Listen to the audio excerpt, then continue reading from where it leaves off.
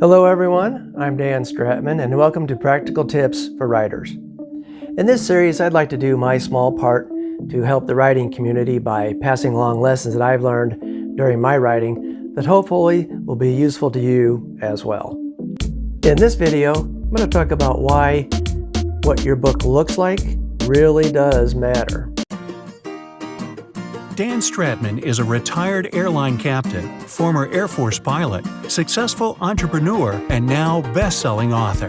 In this series of videos, he shares tips and tricks he's learned from writing screenplays and best-selling novels that you can use to improve your writing, be more productive, and sell more books.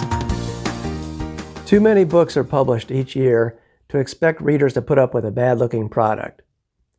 Sorry to burst the bubble of all you budding Hemingways out there, but readers really do judge a book by its cover. Unless you're a professional graphic artist who specializes in designing book covers, I recommend hiring a pro to do yours. Freelancers on Fiverr or Upworks are a cheap way to access the services of an expert. I use the Killian Group for my covers, and I've been thrilled with their work. When designing your cover, remember to think thumbnail. When readers search for books online, they're presented with a screen full of options. Each book cover is displayed as just a small thumbnail. So try to keep your cover simple and compelling so readers can easily make out what's on it without the need for a magnifying glass. The interior formatting of your book matters to readers as well. So try to find an expert in book formatting to help you out with that part of the job. Help your book formatter out by picking a common program like Microsoft Word or Scrivener to write your manuscript in. Guaranteed they'll be familiar with it. In Word, I recommend setting up styles for each section of your manuscript before you even start writing. This is the area in Word that lists the different styles available for your document. Manuscripts have a certain format in the publishing industry, so creating a style for each part of your manuscript helps you follow that formatting and keeps your manuscript consistent. So here you can see I've set up a style for chapter. I've also set one up for subtitles or prologue. Here's the one for body text. And if for some reason I wanted to change the properties of a style, I can modify it here and it'll update the entire manuscript automatically. Using styles will ensure that everything is consistent and it'll save you a ton of time. Use the built-in Synonyms feature if you just can't come up with the perfect word at that moment.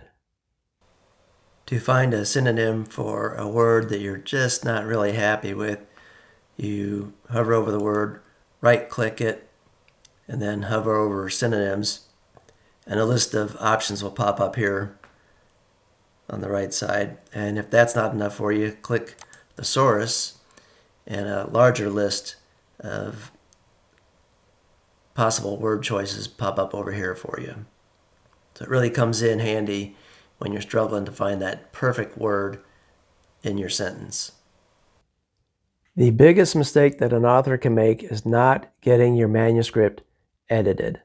No matter how many times I read my work, I just miss obvious mistakes. My brain reads what I meant, not what's on the page. If possible, have your spouse or your friends or people in your writing group do the first editing pass. After that, hire a professional editor.